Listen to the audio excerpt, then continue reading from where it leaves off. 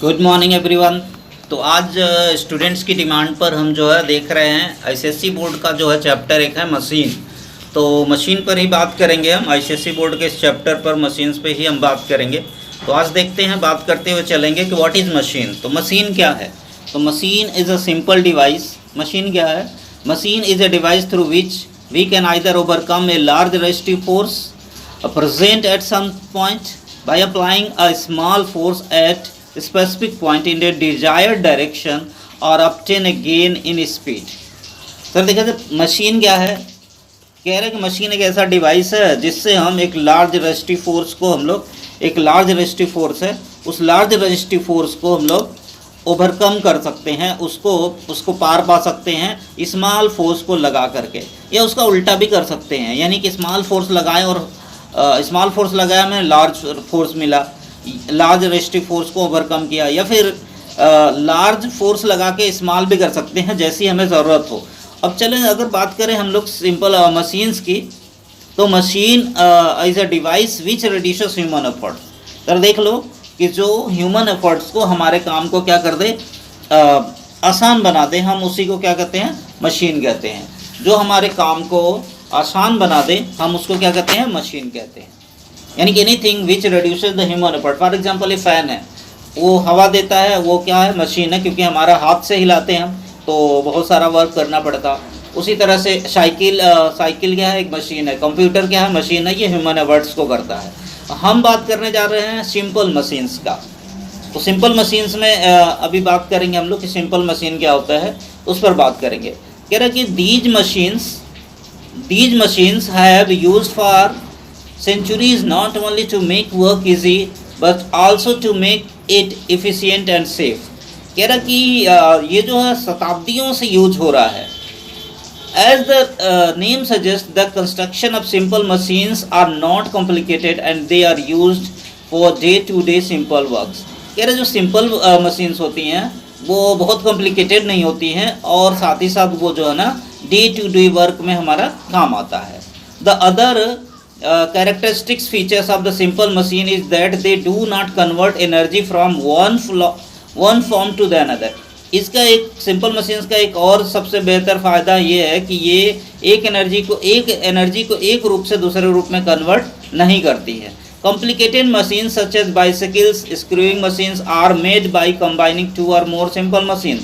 कह रहा है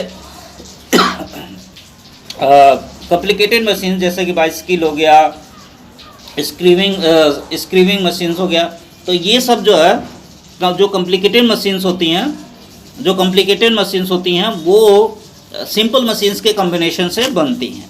सिंपल मशीन के कॉम्बिनेशन से ही कॉम्प्लिकेटेड मशीन्स आपकी बनती हैं। So simple machines can be broadly classified into two categories. इसको छोड़ते हैं हम, आगे बढ़ेंगे हम लोग, और इसके बाद हम लोग आगे बढ़ते हुए अगला नेक्स्ट जो है अगले पेज पर जाते हुए देखते हैं। अब हम बात करेंगे मशीन टर्मिनोलॉजी का। अभी मशीन्स पे सिंपल सबसे पहले पे हमने जान लिया कि मशीन क्या होता है, anything which reduces simple support, या यूँ कह लीजिए कि हमें लार्ज रेजिस्टिव फोर्स को ओवरकम करने के लिए लार्ज जो यानी कि बड़ा फोर्स होता है, हैवी फोर्स है, उससे पार पाने के लिए हम लोग स्मॉल फोर्स अप्लाई कर सकें, तो एक ऐसा डिवाइस बनाते हैं और उस डिवाइस को हम लोग क्या बोलेंगे? मशीन बोलेंगे। अब ये क्या हो सकता है? ये मशीन्स में जैसे मशीन वैसे 6 टाइप का होता है आपका, lever, pulley, wheel and axle, screw, wedge. तो ये 6 टाइप का मशीन्स आपका होता है। तो इनको याद कर लीजिएगा। सिंपल मशीन्स की बात कर रहे हैं हम, कॉम्प्लेक्स मशीन्स का नहीं। We are talking about the simple machines. तो हम सिंपल मशीन्स पे ही बात कर रहे हैं कि सिंपल मशीन्स का किन टाइप का होता है, तो सिंपल मशीन्स पे ही बात करेंगे। तो ज़रा देखते हैं मशीन टर्मिनोलॉजी। अब ज़्यादा इम्पॉर्टेंट है मशीन टर्मिनोलॉजी, क्योंकि स्टूडेंट्स को सबसे ज़्यादा जो प्रॉब्लम होता है इसी वाले पार्ट में प्रॉब्लम होता है, वो होता है मशीन टर्मिनोलॉजी। तो आराम से समझ लेते हैं जैसे कि मशीन टर्मिनोलॉजी क्या है। तो मशीन टर्मिनोलॉजी में हम लोग बात करेंगे। तो मशीन टर्मिनोलॉजी में जो है मशीन क्या होता है, मशीन सिंपली आप कह लीजिए सिंपल मशीन में एक रॉड होता है, जैसे कि ये फॉर एग्जांपल एक रॉड है। तो अब इसमें एफर्ट होता है, यानी कि एक रॉड में मान लेते हैं कि एक तरफ यहाँ पे लोड मैंने अप्लाई कर दिया, मान लेते हैं ये बीच से रोटेट करने के लिए, रोटेट यहाँ से हो सकता है, तो यहाँ पे मैं फोर्स लगाऊंगा, यहाँ पे फोर्स F लगाया तो लोड क्या होगा, उठेगा, ठीक है ना, ऊपर उठेगा। तो ऐसे केस में एक होता है एफर्ट, यानी कि the load apply to machine to do mechanical work is called effort, यानी कि ये जो फोर्स मैंने लगाया ताकि कि ये हमारा जो लोड है वो उठ सके, तो इसे हम क्या कहते हैं, एफर्ट कहते हैं। यानी कि जो अप्लाई करते हैं मशीन के ऊपर, जो हम लोग फोर्स अप्लाई करते हैं, मशीन के ऊपर जो फोर्स अप्लाई किए उसी को हम लोग क्या कहते हैं, एफर्ट। तो ये हो गया आपका एफर्ट। अब लोड क्या है, लोड जो है बात कर लेते हैं कि the force applied on an object by the machine is called load. कह रहे हैं कि the force applied on an object, कोई ऑब्जेक्ट है, जैसे कि मैंने यहाँ पे ऑब्जेक्ट अपना रख दिया था, तो जो ऑब्जेक्ट है, तो ऑब्जेक्ट के ऊपर जो फोर्स अप्लाई किया, ऑब्जेक्ट के ऊपर जो फोर्स अप्लाई किया, यहाँ पे जो ऑब्जेक्ट रखा था, तो उस पर जो मशीन फोर्स अप्लाइड कर रही है उसी को हम लोग क्या बोलते हैं, लोड बोलते हैं। यानी कि the force applied on an object by the machine is called load.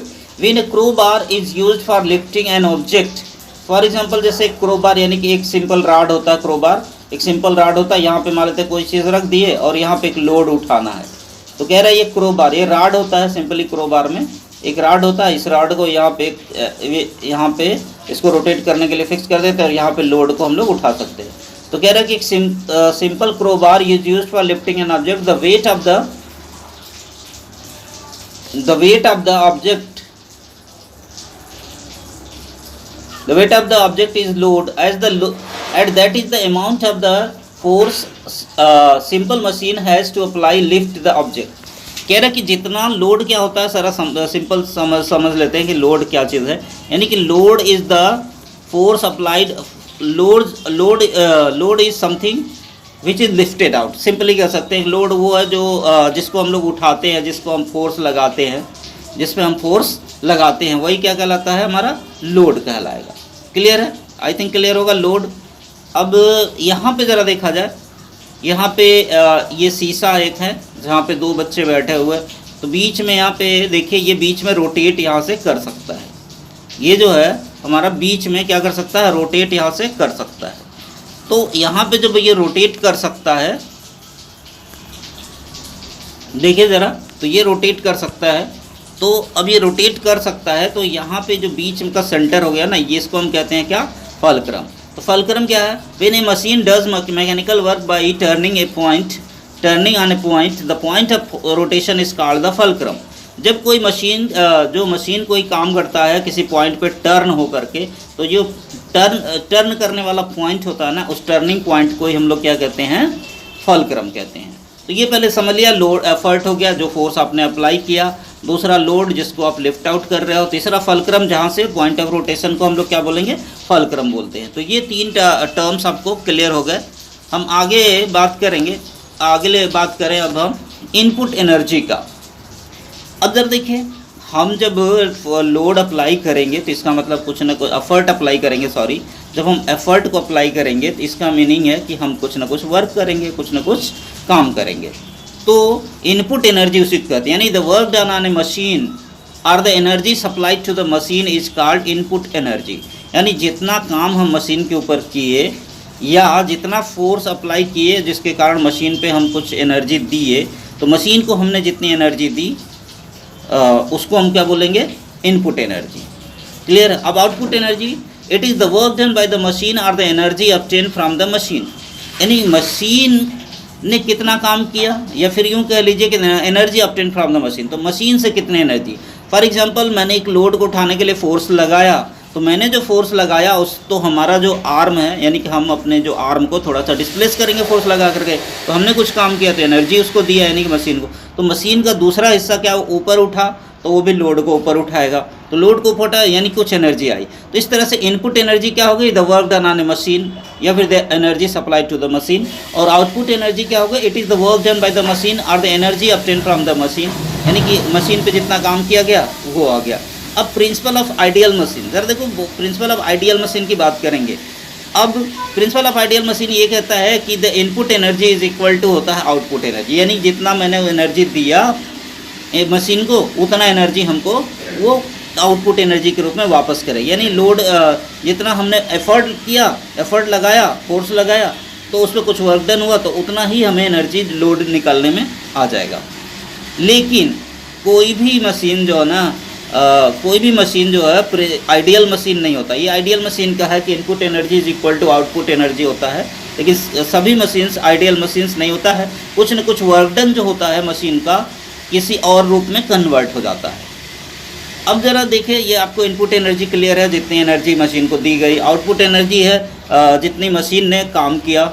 और प्रिंसिपल ऑफ आइडियल मशीन कहता है कि जितना इनपुट एनर्जी होगा वो आउटपुट एनर्जी के इक्वल होगा। अब मैकेनिकल एडवांटेज की बात कर लेते हैं, MA कहते हैं। मैकेनिकल एडवांटेज को क्या कहते हैं हम लोग? MA। मैकेनिकल एडवांटेज को हम लोग क्या बोलेंगे? MA बोलेंगे। तो मैकेनिकल एडवांटेज क्या है?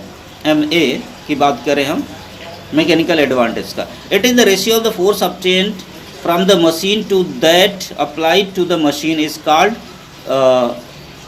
इन simple words we can say that mechanical advantage equal to load upon effort. जैसे मान लेते हैं कि रॉड था, तो यहाँ पे ये यहाँ से रोटेट करने के लिए था, यहाँ पे लोड था, और यहाँ पे मैंने एफर्ट लगाया। तो जो मैंने एफर्ट लगाया है, तो लोड कितना लगाया और एफर्ट कितना है, लोड और एफर्ट के इन दोनों के रेशियो को ही हम लोग क्या बोलते हैं? क्या? लोड एंड एफर्ट के रेशियो को ही बोलते हैं मैकेनिकल एडवांटेज। यानी कि the ratio of the load to the effort is known as load to the effort is known as mechanical advantage. अब सिंपल से याद कर लेना कि ratio of load to the effort यानी कि mechanical advantage MA is equal to load upon effort, तो L upon E। Simply MA is equal to कितना हो जाएगा? L upon E। तो आपका मैकेनिकल एडवांटेज भी हो गया। मैकेनिकल एडवांटेज हो जाएगा हमारा L upon E। MA is equal to क्या हो जाएगा? L अपॉन E, यानी लोड अपॉन एफर्ट। तो यानी the ratio of load applied to the machine, the ratio of load lifted out to the effort applied to the machine is known as mechanical advantage. अब अगला term है velocity ratio. तो इसको ध्यान से समझिएगा। Mechanical advantage I think clear होगा कि लोड और एफर्ट के रेशियो को ही हम लोग क्या बोलते हैं? मैकेनिकल एडवांटेज MA बोलते हैं। तो L/E, MA is equal to हो गया हमारा L/E। कितना आ गया? L/E। MA की बात करें तो MA हो गया हमारा। अब हम बात कर रहे हैं अगला वेलोसिटी रेशियो का। ये टर्मिनोलॉजी ही टफ होता है, जो स्टूडेंट्स को सबसे ज़्यादा प्रॉब्लम क्रिएट होता है। तो इन्हीं टर्मिनोलॉजी पे ही इसलिए हम बात कर रहे हैं सबसे पहले मशीन्स टर्मिनोलॉजी पे ही बात कर लेते हैं। तो अब अगला है वेलोसिटी रेशियो। क्या है? Velocity ratio. तो वेलोसिटी रेशियो क्या है? जरा देख लेते हैं। It is defined as the ratio of the displacement of effort to the displacement of effort. It is defined as the ratio of the displacement of effort to the displacement of load। अब जरा देखिए, displacement की बात हुई है, यानी कि हमने जब एफर्ट लगाया तो हमारा जो एफर्ट आर्म है वो ऊपर या नीचे कहीं ना कहीं थोड़ी सी जाएगी। जो एफर्ट आर्म है वो ऊपर नीचे जाएगी। फॉर एग्जांपल जैसे कि ये रॉड है। अब ये रॉड है, तो इस रॉड का जो हम अगर फोर्स यहाँ F लगाते हैं तो ये नीचे मूव करेगी और लोड होगा ऊपर जाएगा। मान लेते फलक्रम यहाँ बीच में है, लोड होगा ऊपर जाएगा। तो ऐसे केस में जब लोड ऊपर जाएगा तो यानी डिस्प्लेसमेंट होगा। और उसी तरह से जो हमारा एफर्ट है, तो एफर्ट आर्म में भी क्या होगा? डिस्प्लेसमेंट होगा। तो इन्हीं दोनों डिस्प्लेसमेंट के रेशियो को हम लोग बोलते हैं वेलोसिटी रेशियो। ज़रा ध्यान से, तो यानी कि the velocity ratio is the ratio of displacement effort, यानी the ratio between displacement of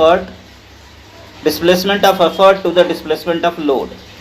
load कितना डिस्प्लेस हुआ और लोड कितना डिस्प्लेस हुआ और एफर्ट कितना डिस्प्लेसमेंट हुआ, उन दोनों के रेशियो को ही हम लोग बोलते हैं क्या? Velocity ratio. अब जरा देखिए, DE/DL इसे कहते हैं। ज़रा याद करने का तरीका, DE क्या है? डिस्प्लेसमेंट ऑफ एफर्ट, और DL क्या है? Displacement of load. तो DE/DL यानी ratio of displacement of effort to the displacement of load is known as velocity ratio. तो वेलोसिटी रेशियो भी आई थिंक क्लियर है, आपको क्लियर हो गया होगा। तो अब हम चलते हैं, पूरा इसके डेरिवेशन है फार्मूले का, तो उस फार्मूले के डेरिवेशन पार्ट पे चलना पड़ेगा हमें, क्योंकि ये इम्पोर्टेंट होगा डेरिवेशन वाला पार्ट। तो नेक्स्ट पेज पे हम चलते हैं।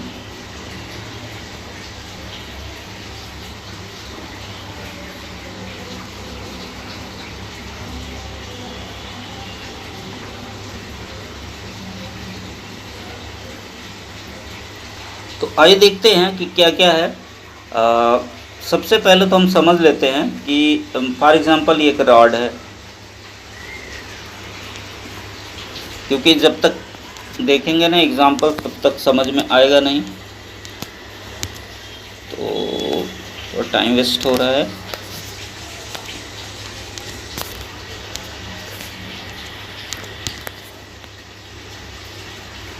तो सेट हो जाइए। जैसे कि अब जब देखें वेलोसिटी ऑफ लोड, तो लोड मान लेते हैं कि dl डिस्टेंस किया t टाइम में, जो लोड है dl डिस्टेंस चला। तो इस केस में अगर आप देखेंगे तो इस केस में अगर देखेंगे आप, तो मान लेते हैं वेलोसिटी ऑफ लोड, हम बात करें वेलोसिटी ऑफ लोड का, तो लोड हमारा जो हो रहा होगा, फॉर एग्जांपल ये रॉड पे ये लोड हमारा ऊपर गया, तो मान लेते हैं dl डिस्टेंस ये ऊपर गया, dl डिस्टेंस कहाँ गया, ऊपर गया, और t टाइम लाइन में, कितना टाइम में, t टाइम में, यानी तो t टाइम में गया, तो dl/dt इसका हो जाएगा वेलोसिटी, क्योंकि डिस्टेंस अपॉन टाइम क्या हो गया, वेलोसिटी हो गया। इसे कहते हैं वेलोसिटी ऑफ लोड, ये लोड की वेलोसिटी हो गई। फिर effort, velocity of effort, effort की बात कर लेते हैं, मान लेते हैं यहाँ पे जब मैं फोर्स लगाया था तो उसका एफर्ट कितना होगा, तो इसे हम dE/dt कह लेते हैं, मान लेते हैं dE डिस्प्लेसमेंट हुआ एफर्ट में और t टाइम के अंदर, टाइम में दोनों का सेम रहेगा। तो ऐसे केस में हमारा हो गया ये velocity of load, velocity of load. तो वेलोसिटी ऑफ लोड ये आपका हो गया, वेलोसिटी ऑफ लोड कहते हैं dl/dt, और वेलोसिटी ऑफ एफर्ट कितना हो गया, सिमिलरली वेलोसिटी ऑफ एफर्ट कितना हो गया, वेलोसिटी ऑफ एफर्ट हो गया dE/dt। अब जरा देखिए वेलोसिटी रेशियो क्या हो जाएगा, तो वेलोसिटी रेशियो हो जाएगा VE/VL, यानी velocity of load upon velocity of effort. अच्छा, तो इस तरह से वेलोसिटी रेशियो की दूसरी डिफिनेशन भी आप कह सकते हो कि the ratio of velocity of load to the velocity of effort is known as velocity ratio, VE/VL। तो जरा देखिए यहाँ पे दो डिफिनेशन है। अब VE की वैल्यू है dE/t एंड VL की वैल्यू है dl/t, तो t से t कैंसिल आउट हो जाएगा, तो ये बचेगा dE/dl। तो dE/dl, d क्या है, डिस्प्लेसमेंट ऑफ एफर्ट, और dl क्या है, डिस्प्लेसमेंट ऑफ लोड। तो फिर से समझ लेते हैं वेलोसिटी रेशियो क्या है, दो डिफिनेशन इसके यहाँ से बताते हैं हम। वेलोसिटी रेशियो क्या है, the ratio of the velocity of load, the ratio of velocity of effort to the velocity of load is known as velocity ratio. एक डिफिनेशन हो गई। दूसरी डिफिनेशन कह सकते हो, the ratio of displacement of effort to the displacement of load is known as velocity ratio. दस dE/dl क्या हो गई हमारी, dE/dl क्या हो जाएगा, वेलोसिटी रेशियो। अभी तक हमने देखा था ma की बात कर लेते हैं, तो ma हमारा कितना था, ma जो था, ma की बात करें तो ma कितना था, ma तो जो था हमारा कितना था, वो E/L, सॉरी L/E हमने देखा था, लोड टू एफर्ट, L/E हमारा ma हो गया था मैकेनिकल एडवांटेज, और ये dE/dl हो गया हमारा वेलोसिटी रेशियो। अब आप बात करते हैं, अगला टर्मिनोलॉजी जो है उस पर बात करेंगे, वो है हमारा एफिशिएंसी, मशीन की एफिशिएंसी। कोई मशीन कितनी इफिशियंट है, नहीं कितना काम करती है, कितना इजीली काम कर लेगी, कितना नहीं कर पाएगी, और ये इम्पोर्टेंट है, एफिशिएंसी बहुत ही इम्पोर्टेंट है, तो ये ध्यान रहे। एफिशिएंसी क्या है, इम्पोर्टेंट टर्मिनोलॉजी है यहाँ पे, तो एफिशिएंसी पे ही ध्यान रहे। एफिशिएंसी क्या है, सिंपल से अगर समझे तो कितना काम कर सकती है हमारी मशीन, वही उसकी क्या कहलाती है, एफिशिएंसी कहलाती है, मशीन की हमारी एफिशिएंसी कहलाती है। तो ज़रा देखें एफिशिएंसी क्या है, the ratio of the energy obtained from the machine to that of the supply to it is known as the efficiency of the machine. It is obtained by dividing the amount of work done by the machine by the work done on the machine. यानी कि efficiency क्या है, efficiency को हम लोग ईटा से denote करते हैं, दे सिंबल होता है ईटा का, एफिशिएंसी ये होता है। एफिशिएंसी ईटा जो होता है, तो ईटा क्यों होता है, यानी कि आउटपुट एनर्जी, कितना मशीन के द्वारा वर्क डन किया गया और कितना मशीन पे काम किया गया, इन दोनों के रेशियो को ही हम लोग बोलेंगे क्या, एफिशिएंसी ऑफ द मशीन। यानी कि the work done by the machine, the ratio of work done by the machine to the work done to the machine. एक the work done by the machine यानी machine ने कितना काम किया और machine पर कितना काम हुआ, इन दोनों के रेशियो को ही हम लोग बोलते हैं क्या, एफिशिएंसी। तो आउटपुट एनर्जी सिंपल कहें तो ईटा इक्वल टू क्या हो गया, output energy upon input energy. तो work done by the machine is equal to work done by the work done to the machine. तो याद रहेगा ये output energy to the input energy. अब अगर बात करें आइडियल मशीन का, तो आइडियल मशीन में जितना हम जितना वर्क डन करते हैं उतना ही मशीन भी काम करती है, जितना हम काम करते हैं उतना ही मशीन भी काम करती है, यानी work done by the machine is equal to होता है work done to the machine. तो ऐसे केस में जो आइडियल मशीन है उसका जो एफिशिएंसी होगी कितनी होगी, 100% होती है। कितनी होती है, 100% होती है। आइडियल मशीन की एफिशिएंसी कितनी होगी, 100% होगी, ठीक है ना। एफिशिएंसी भी लेकिन सभी मशीन्स की एफिशिएंसी 100% नहीं होगी। क्यों, क्योंकि जो है कुछ ना कुछ फ्रिक्शन में या फिर अदर वर्क डन कुछ ना कुछ कहीं ना कहीं ओवरकम हो जाता है, यानी फ्रिक्शन में कुछ वर्क डन हो जाता है तो फ्रिक्शनल फोर्स के अगेंस्ट में वर्क डन हो जाता है, तो ये सारे जो एनर्जी है कहीं ना कहीं कंज्यूम हो जाती है। तो इसलिए 100% एफिशिएंसी मशीन की नहीं होती है, किसी भी, सिर्फ आइडियल मशीन की एफिशिएंसी 100% होती है और बाकी सबके नहीं होती है। अब हम यहाँ पे बात करेंगे अगला जो है relation between mechanical advantage MA and velocity ratio. Important है तो इस पर आप ध्यान देंगे। Relation between mechanical advantage and velocity ratio, ये एक रिलेशन होता है जो बहुत ही इम्पॉर्टेंट है स्टूडेंट्स के लिए। तो relation between mechanical MA and VR. तो एज्यूम करते हैं कि मशीन है इज़ डूइंग वर्क, तो assume a machine is doing work in time t to overcome a load L by applying an effort E। यानी कि एक एफर्ट E को हमने अप्लाई किया, क्या कितना अप्लाई किया, E एफर्ट अप्लाई किया, और उस पर लोड कितना था, L, लोड L था। इसको जो है ना टी टाइम में इस लोड को ओवरकम किया गया, यानी डिस्प्लेस किया गया। एफर्ट हमारा कुछ ना होगा। तो इसमें जो एक एक टर्मिनोलॉजी की बात करें हम, बस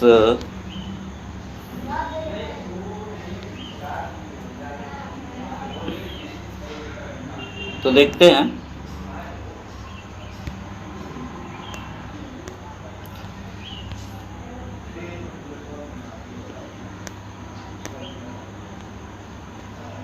चलिए सबसे पहले हम बात करेंगे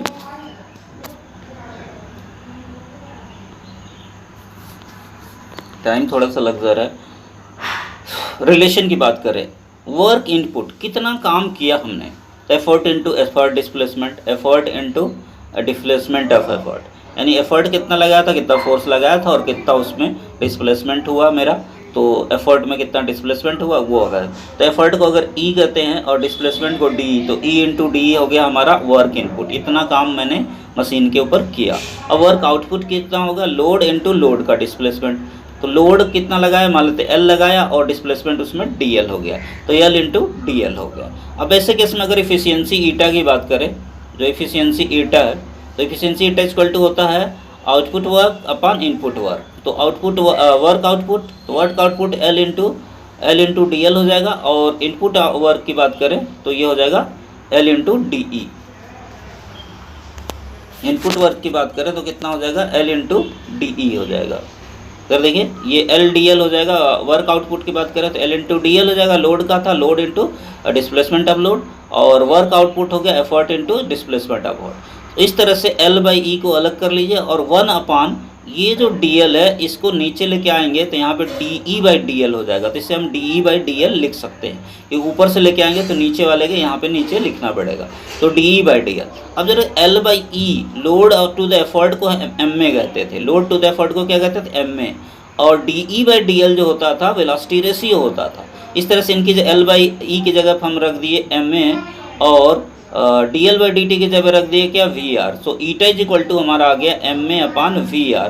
क्रॉस मल्टीप्लाई कर दीजिए तो एम ए इक्वल टू क्या हो जाएगा, ईटा इंटू वी आर। तो this is the relation between M A and V R, mechanical advantage and velocity ratio. तो M A equal to eta into V R, यानी where eta क्या है, eta is the efficiency of the machine, eta क्या है, efficiency of the machine है। तो ये था रिलेशन, इंपॉर्टेंट रिलेशन था।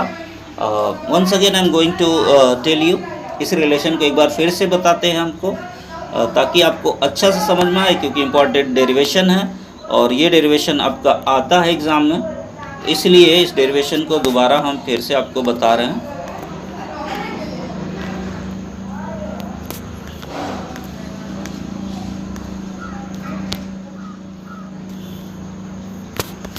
थोड़ा सा प्रॉब्लम आ जाता है ये मशीन्स में,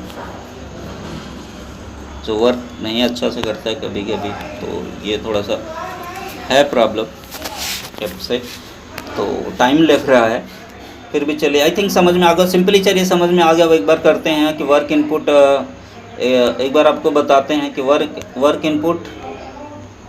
इनपुट की बात करें, और वर्क इनपुट जो होगा एफर्ट इनटू डिस्प्लेसमेंट यानी ई इंटू डी, और वर्क आउटपुट हो गया लोड इनटू डिस्प्लेसमेंट यानी डिस्प्लेसमेंट ऑफ लोड यानी एल इंटू डी एल। अब एफिशिएंसी जो होता है वर्क आउटपुट अपन वर्क इनपुट होता है, यानी कि आउटपुट वर्क यानी तो एल इंटू डी एल हो जाएगा, और इनपुट वर्क हो जाएगा L into D E.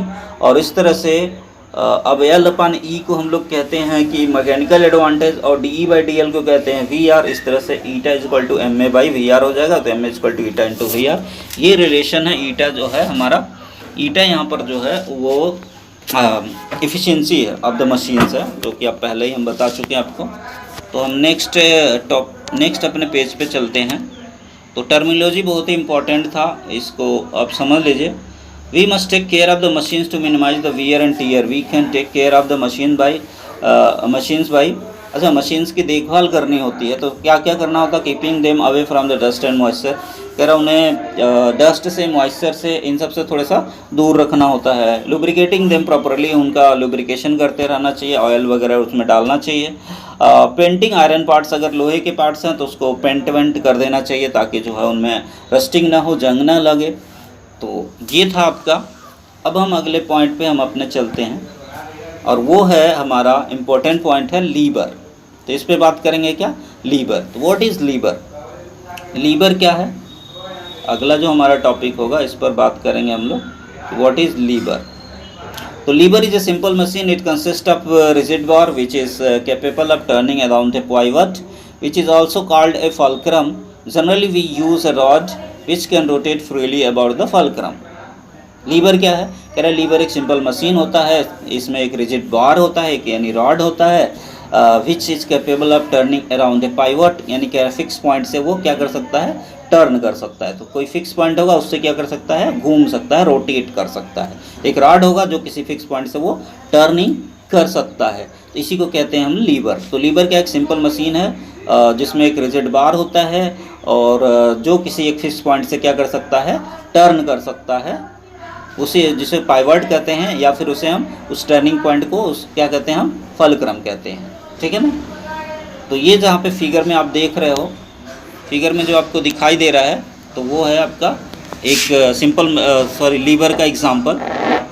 Liver का एग्जांपल है for lever we generally use two more terms apart from the general terms use for all the machines. कह रहे सभी मशीन्स में जो टर्म्स हमने यूज किया था, जैसे कि effort arm, load arm, mechanical advantage, velocity ratio, ये सब हम सभी मशीन्स में यूज किए थे, जनरल टर्मिनोलॉजी की बात किए थे। अब लेकिन लीवर में इन सब के अलावा, यानी एफर्ट आर्म, लोड के अलावा कुछ और टर्मिनोलॉजी का यूज किया जाता है। तो वो टर्मिनोलॉजीज क्या हैं उन पर बात करेंगे। तो वो टर्मिनोलॉजीज जो हैं, और वो हैं हमारे लोड आर्म और एफर्ट आर्म। तो इस पे बात करिए। It is the distance between the fulcrum and the point where the load is applied. कह रहा है लोड आर्म क्या है? जहाँ लोड अप्लाई किया जाता है और जो टर्निंग पॉइंट फल्क्रम होता है उसके बीच की जो डिस्टेंस है ना, उसी को हम लोग बोलेंगे क्या? Load arm. फिर एफर्ट आर्म क्या है? It is the distance of the fulcrum and the point where the effort is put. जहाँ से एफर्ट लगाया हमने, एफर्ट जहाँ पे हमने एफर्ट जहाँ लगाया था, और पाइवटेड पॉइंट यानी कि जो हमारा फल्क्रम है यानी टर्निंग पॉइंट है, वहाँ से एफर्ट की डिस्टेंस कितनी है, उसे एफर्ट आर्म बोलेंगे। फिगर में भी आप देख रहे होंगे, फिगर में यहाँ पे आपको दिख जाएगा। तो ये आपका यहाँ पे फिगर में दिख रहा होगा, एफर्ट आर्म लिखा, लोड आर्म लिखा, बीच में फलक्रम है, एफर्ट इस साइड में और लोड इस साइड में है।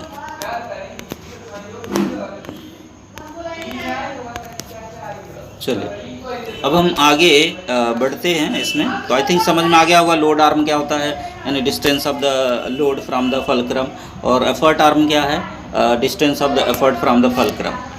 तो ये दो टर्म्स आपको क्लियर हो गए। अब the working of all lever is based on the common principle which is called the principle of lever. अब सभी जो लीवर हैं उस पे काम करते हैं, एक कॉमन प्रिंसिपल पर काम करते हैं, और उस प्रिंसिपल को हम लोग कहते हैं प्रिंसिपल ऑफ लीवर। और principle of lever state the load into load arm is equal to होता है effort into effort arm. Load और लोड आर्म का डिस्टेंस जो होता है it is equal to effort into effort arm, ये होता है। Actually it is based on the principle of moments, उसी पर आधारित है।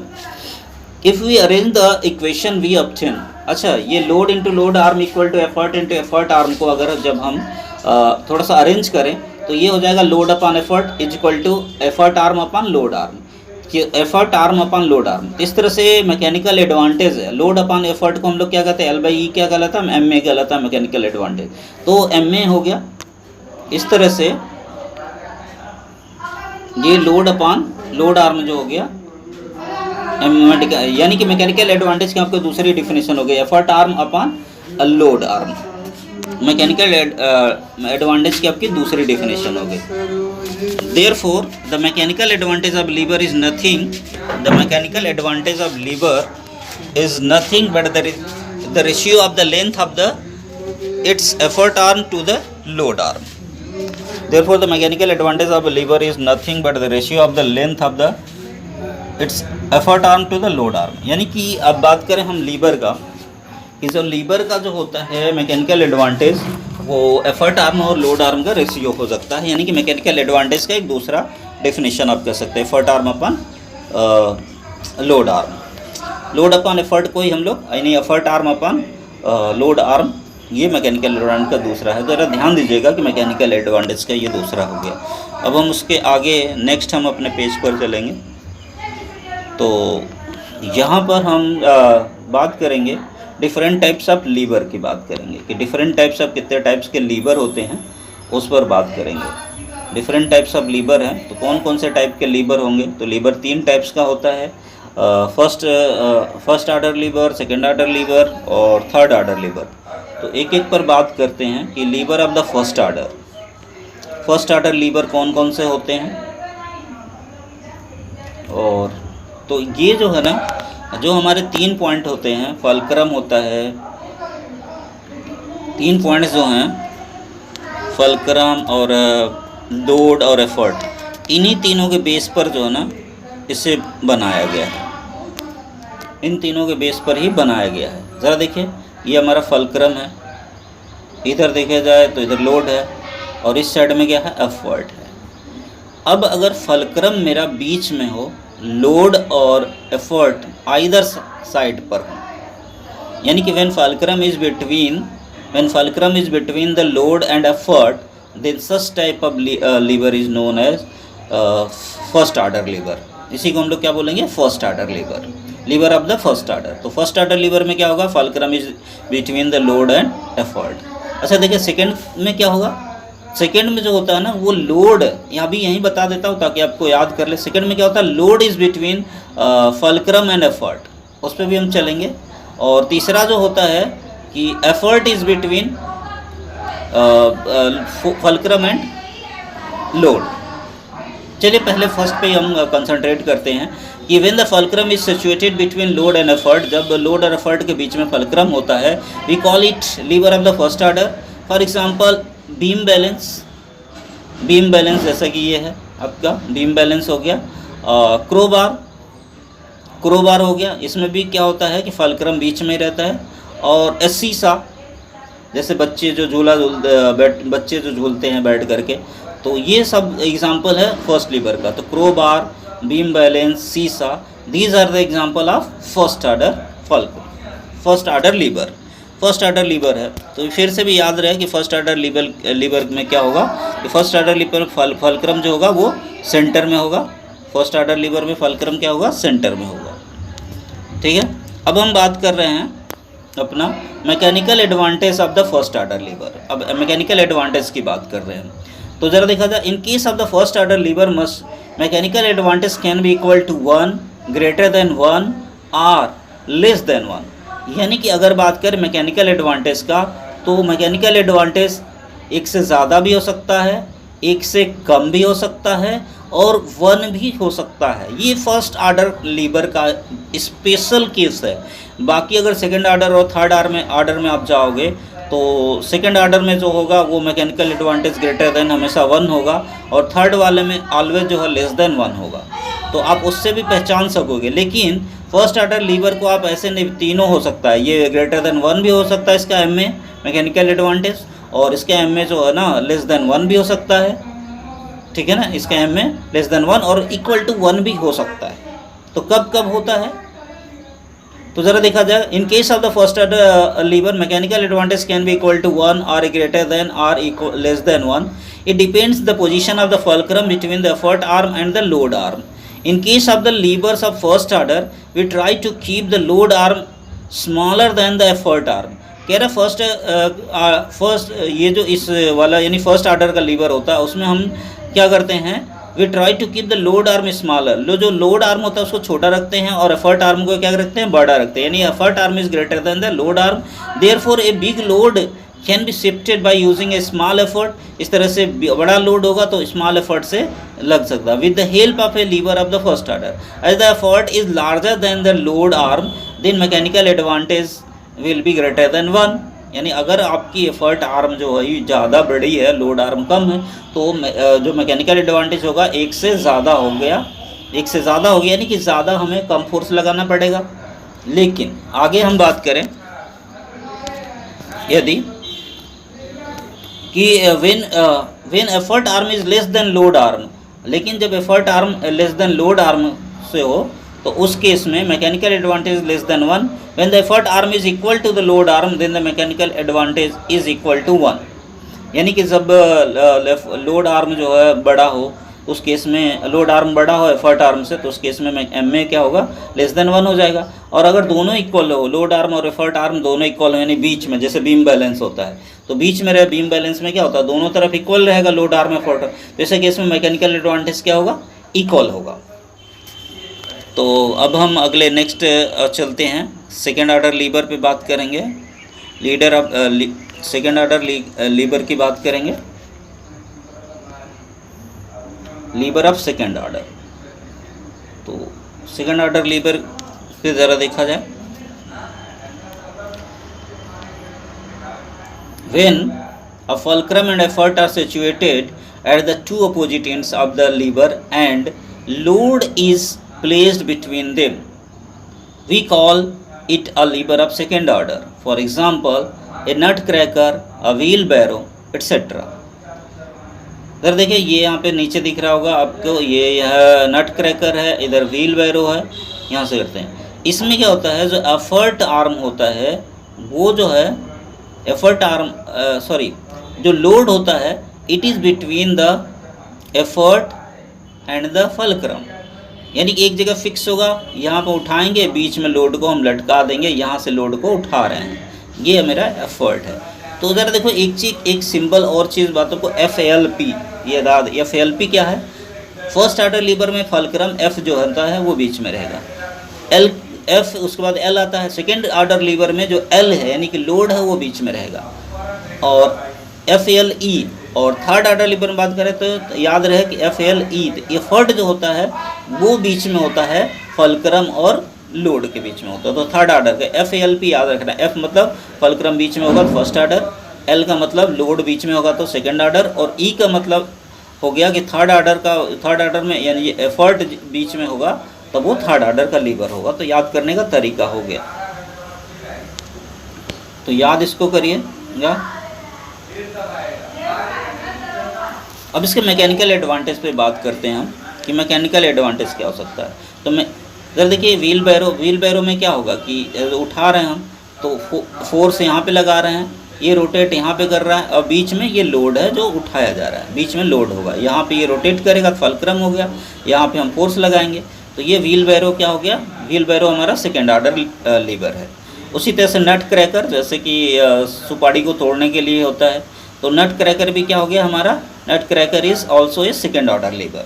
तो ये ध्यान रहे, कुछ एग्जांपल्स आपको याद भी रहे कि व्हील बैरो क्या होता है, सेकेंड ऑर्डर लीवर होता है, नट क्रैकर क्या होता है, फर्स्ट ऑर्डर लीवर है। तो ये याद भी करना रहता है आपको, ये याद रहे। अब mechanical advantage of a lever of second order, mechanical advantage of lever of a second order, तो क्या, in case of lever of second order the load arm is always smaller than the effort arm, that is effort is greater than the load arm, therefore a big load can be shifted by using small effort with the help of a lever of second order.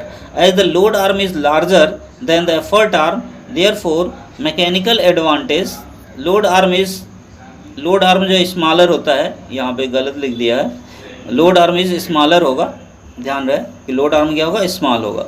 तो mechanical advantage effort arm upon load arm, तो चूंकि effort arm जो है ना बड़ी है, इसलिए इसका mechanical advantage is greater than 1 always. तो जब भी मैकेनिकल एडवांटेज ग्रेटर देन 1 है तो वो सेकंड ऑर्डर लीवर होगा, लेकिन फर्स्ट ऑर्डर का भी एम में 1 ग्रेटर देन 1 हो सकता है। तो इसलिए यानी ग्रेटर देन 1 अगर एम में है मैकेनिकल एडवांटेज, तो वो फर्स्ट ऑर्डर का लीवर भी हो सकता है और सेकेंड ऑर्डर का भी लीवर हो सकता है। Now we should go for the third order lever, lever of the third order. Third order lever पे बात करेंगे हम। थर्ड ऑर्डर के लीवर पर हम बात करते हैं।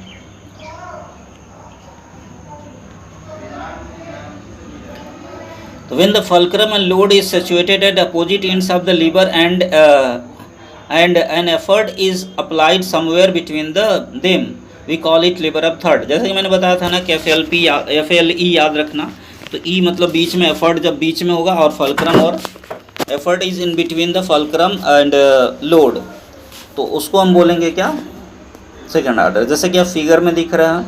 अब एग्जांपल में क्या हो गया, फिशिंग रॉड हो गया। फिशिंग रॉड हमारा जो हो गया वो हमारा एग्जांपल हो गया किसका, ये फिशिंग रॉड की बात करें तो यहाँ पे पहले टंग्स की बात कर लेते हैं, चिमटे की बात कर लेते हैं। तो यहाँ पे देखिए ये लोड होगा, यहाँ पे बीच में ये रोटेट यहाँ से कर रहा फल्क्रम होगा, और बीच में हम यहाँ फोर्स लगाते हैं।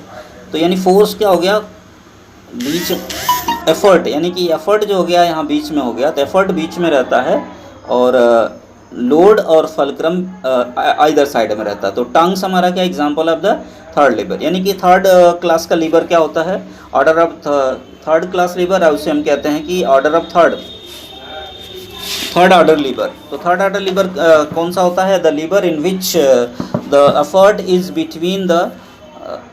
Between the load and fulcrum. तो लोड और फल्क्रम के बीच में जब एफर्ट होगा तब हमारा थर्ड ऑर्डर लीवर होगा। फिशिंग रॉड और टंग्स इसके एग्जांपल हो गए। अब इसके मैकेनिकल एडवांटेज पर भी बात कर लेते हैं हम, एमए पे बात कर लेते हैं मैकेनिकल एडवांटेज। तो इसका mechanical advantage always less than 1 होगा। ऐसा क्यों, क्योंकि आप देख सकते हो कि in case of the lever of the third order the effort arm is always smaller than the load arm. जो एफर्ट आर्म होता है वो हमेशा लोड आर्म से क्या होगी, छोटी ही रहती है। क्यों, तो देखो जो एफर्ट होगा यहाँ, अगर देखो तो एफर्ट हमारा जो है यहाँ बीच में लगेगा, यहाँ पे फल्क्रम है, तो एफर्ट और फल्क्रम के बीच की डिस्टेंस कम, जो लोड है वो दूर होगा, तो लोड और फल्क्रम के बीच की डिस्टेंस ज़्यादा, तो यानी कि एफर्ट आर्म लेसर हो गया और लोड आर्म जो है ग्रेटर हो गया। इसलिए एफर्ट आर्म अपन लोड आर्म मैकेनिकल एडवांटेज हो गया। इस तरह से mechanical advantage is always less than 1। अगर मैकेनिकल एडवांटेज लेस देन 1 है तो ये थर्ड ऑर्डर लीवर होगा, या फर्स्ट ऑर्डर का भी 1 होता है, लेस देन 1 होता है। तो ध्यान रहे कि अगर 1 हुआ, लेस देन 1 रहा, तो ये हमारा हमेशा जो है जो थर्ड ऑर्डर लीवर का होता है it is always less than 1 होता है। तो ये था आपके लीवर पे, कंटिन्यू किया हमने लीवर को। लीवर था जो लीवर के बारे में फिनिश किया। तो ये था 3 तरह का, 3 ऑर्डर का लीवर था, first order liver, second order liver और थर्ड ऑर्डर लीवर। अब हम नेक्स्ट चलते हैं। तो नेक्स्ट कुछ टर्म्स हैं जिसको बहुत इम्पॉर्टेंट है, तो उस पर बात करेंगे हम। Although we do not obtain mechanical advantage from a lever of the third order, we use it for several reasons। अब ये आता है कि जब इसका जो मैकेनिकल एडवांटेज तो है नहीं, लेस देन 1 होता है, तो फिर इसका इस्तेमाल क्यों करते हैं हम लोग थर्ड ऑर्डर लीवर का। तो थर्ड ऑर्डर लीवर का इस्तेमाल जो हम लोग करते हैं, तो we use lever of third order where other two kinds of lever can not be used, यानी कि हम वहाँ इस्तेमाल करते हैं जहाँ पे ये फर्स्ट ऑर्डर और सेकंड ऑर्डर का इस्तेमाल नहीं किया जा सकता। जैसे अब बीच में मुझे मान लेते हैं एक चिमटे से मुझे एक कढ़ाई में तल रहे हैं हम पूड़ी, तो पूड़ी को निकालना है तो अपने हाथों को तो डाल नहीं सकते हैं, तो चिमटे का इस्तेमाल करते हैं क्योंकि फोर्स वहाँ लगे और वहाँ पे हम सेफ्टी भी हमारी हो सके, बचत भी हो सके, साथ ही साथ हमारी पूड़ी तेल के अंदर से निकल भी जाए, तो चिमटे का इस्तेमाल करते हैं। क्लियर है? तो पहला हो गया कि थर्ड, जहाँ पे फर्स्ट और सेकंड ऑर्डर के जो लीवर है काम नहीं करते हैं तो उनको इस्तेमाल करते हैं। अब in case of the lever of third order we always obtain bigger displacement of load by the minimum displacement of the applied force.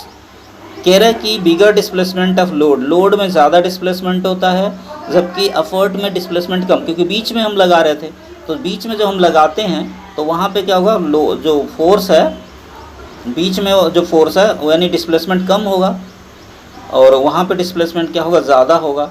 तो that is why the lever of third order is अब load by the minimum displacement, that is why we use a lever of third order in the fishing rod. और fishing rod में क्या करता है, इसीलिए कि displacement इसका कम हो, लोड में डिस्प्लेसमेंट ज़्यादा हो और एफर्ट में डिस्प्लेसमेंट क्या हो, कम हो।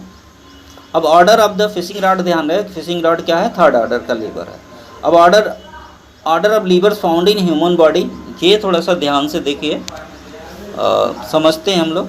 कह रहा ह्यूमन बॉडी में क्या क्या ऑर्डर होता है, तो पहला कह रहा first order liver nodding of head, जैसे हेड को आप हिला रहे हो, जैसे करते हो यस नो करते हो ना, नोडिंग करते हो, तो नोडिंग ऑफ हेड कौन से लीवर है, ये फर्स्ट ऑर्डर का लीवर है, यानी कि फलक्रम बीच में है, फोर्स और एफर्ट क्या है, इधर साइड में है, ठीक है ना। यहाँ पे रोटेट जहाँ पे हो रहा है ये, तो फोर्स एक तरफ से लग रहा है, यहाँ पे रोटेट हो रहा है ये, तो फोर्स जो है एक यहाँ लोड है और नीचे फोर्स लगाया जा रहा है, मसल्स के द्वारा फोर्स लगाया जा रहा है। अब सेकेंड ऑर्डर लीवर में raising the weight of the body on toes, अपने अंगूठे पर जब आप पूरे बॉडी को ऐसे उठाते हो, अंगूठों के बल खड़े हो ये, तो उस केस में ये होगा आपका सेकेंड ऑर्डर लीवर काम करेगा, क्योंकि जो रोटेटिंग पॉइंट हो गया वो ये जो आपके टोज़ हैं, जो अंगूठे हैं वहाँ पे हो गया, और आपका लोड बीच में काम करेगा क्योंकि पुश वहाँ पे कर रहा है, और फोर्स जो है ना, एफर्ट जो है ना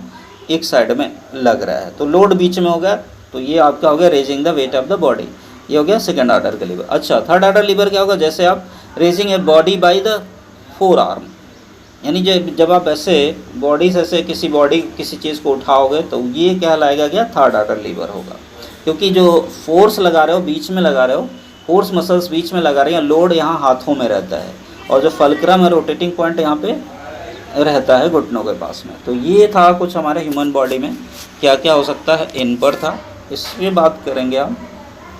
अब पुली पर चलते हैं, किस पे बात करेंगे, पुली। तो देख लेते हैं, पुली पर हम बात करते हैं।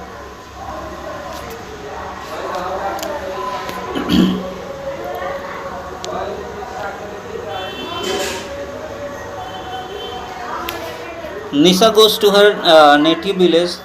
There she seen a woman lifting water from a well. She notices that the rope by which the women are drawing the water bucket pushes over a circular disc. Do you know why the circular disc is used? चलिए, कह रहे हैं यहाँ लिखा है एक कहानी कि निशा जो है अपने गांव जाती है। निशा जब अपने गांव गई तो वहाँ पे देखा कुछ औरतें हैं जो कुएं से पानी निकाल रही थी। उसने देखा कि एक रस्सी है, रस्सी जो है एक व्हील है, सर्कुलर डिस्क है, उस पर रखी लगाई गई है। तो अब आप सोचो कि ये सर्कुलर डिस्क क्यों लगाई गई थी, वे क्यों पानी को निकालने के लिए सर्कुलर डिस्क का इस्तेमाल किया गया था, तो उस पर बात करेंगे। एक्चुअली यही पुली है। The wheel has a groove on it, जो व्हील है उस पर ग्रूव था, थोड़ा सा गड्ढे थे। This keeps the rope passing over it from slipping. अब इस पे जो वो है स्लिप हो रहा था, जो रस्सियाँ हैं उस पर ग्रुप से स्लिप कर रही थी। This rope is in turn tied to a bucket. ये जो रस्सियाँ थी वो बकेट से, बाल्टी से बांधी हुई थी। Now when the rope is pulled downwards, the rotation of the wheels brings the bucket upwards. जब उन रस्सियों को खींच रहे थे तो वो धीरे धीरे नीचे आ रहा था। तो I think my battery is going to die. तो अब हम इस क्लास को यहीं पे आज करते हैं, पुली को हम नेक्स्ट क्लास में कवर करेंगे।